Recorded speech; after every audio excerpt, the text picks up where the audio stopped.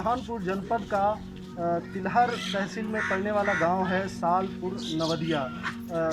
जैसा कि आप सभी लोग जानते हैं कि मतदान का अंतिम चरण चल रहा है और यहां पर अंतिम चरण के चुनाव जारी है इस जनपद में। इस दौरान आपको ये भी बता दें कि संक्रमण काल चल रहा है, इसको देखते हुए चुनाव आयोग ने एक प्रॉपर गाइडलाइन जारी की है, एक प्रोटोकॉल बनाया है, लेकिन भीड़ को संभालना कई बार मुश्किल हो रहा है।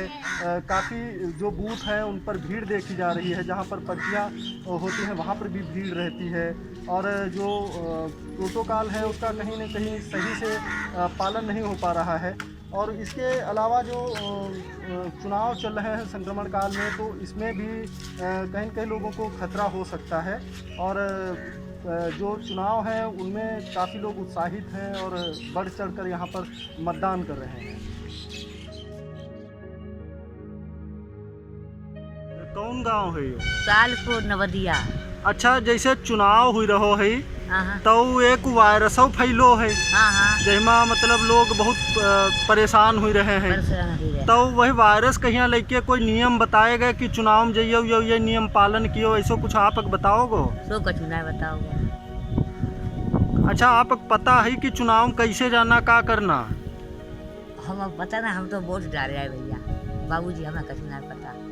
अच्छा, बताओ जाती है कि नियम बनाए गए हैं कि मतलब जो है नियम तेरे जाओ, वो वहाँ दूरी बना के रखा हुआ, मास्क लगाए ले, कुछ बताओ ना आएगा कोई? मास्क पहन जाता है, मास्क लगाया जाता है। मास्क लगाए जाती? हाँ। दूरी वालों कोई कुछ ना बताओगे? हाँ, दूरी वाला।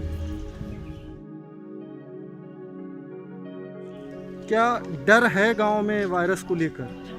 डर रहे हैं लोग? देखिए, डर नहीं रहे हैं लेकिन लोग सचेत हैं। डर इसलिए नहीं है, लोगों को लगता है, उनका मानना है कि अगर हम डर गए तो कहीं ना कहीं बहुत नॉर्मल सा कई बार फीवर हो जाता है, जुकाम हो जाता है, खांसी हो जाती है, कि अगर डर गए तो वो हावी हो जाएगा। तो उसको हावी नहीं होने देना है, इसलिए सचेत ज़रूर हैं। क्या हमको थोड़ा सावधानी से रहना है। हम तो अक्सर लोगों से बात करते हैं और ख़ुद भी बोलते हैं कि जैसे जो चीज़ें इम्यूनिटी को बढ़ाने के लिए उन चीज़ों का सेवन करें, उस तरह की जो गाइडलाइन की बात होती है या जो प्रोटोकॉल की बात होती है, तो गांव के अंदर कितना लोग जान पाते हैं कि चुनाव आयोग ने कोई प्रोटोकॉल भी जारी किया, कोई गाइडलाइन भी? नहीं जान पाते हैं। रीज़न क्या है कि चूँकि हम भी बहुत टाइम से हैं अभी तो यहीं, और जैसे अब चुनाव आज है तो इससे रिलेट चुनाव आयोग की तरफ से कहें या कैसे भी ऑन डॉक्यूमेंट या ऑन पेपर गाइडलाइंस हो सकती हैं, लेकिन वो अवेयरनेस ग्रामीणों तक नहीं पहुंचता। एक गांव तक एक मैसेज पहुंचे कि क्या क्या प्रोटोकॉल्स हैं, वो कहीं ना कहीं थोड़ा सा उस अवेयरनेस से पीछे रह जाता है। सभी लोगों से एक रिक्वेस्ट करूंगा, पर्सनली हम्बल रिक्वेस्ट है मेरी, कि इस बीमारी को बहुत गंभीर लें, बहुत सीरियस लें। और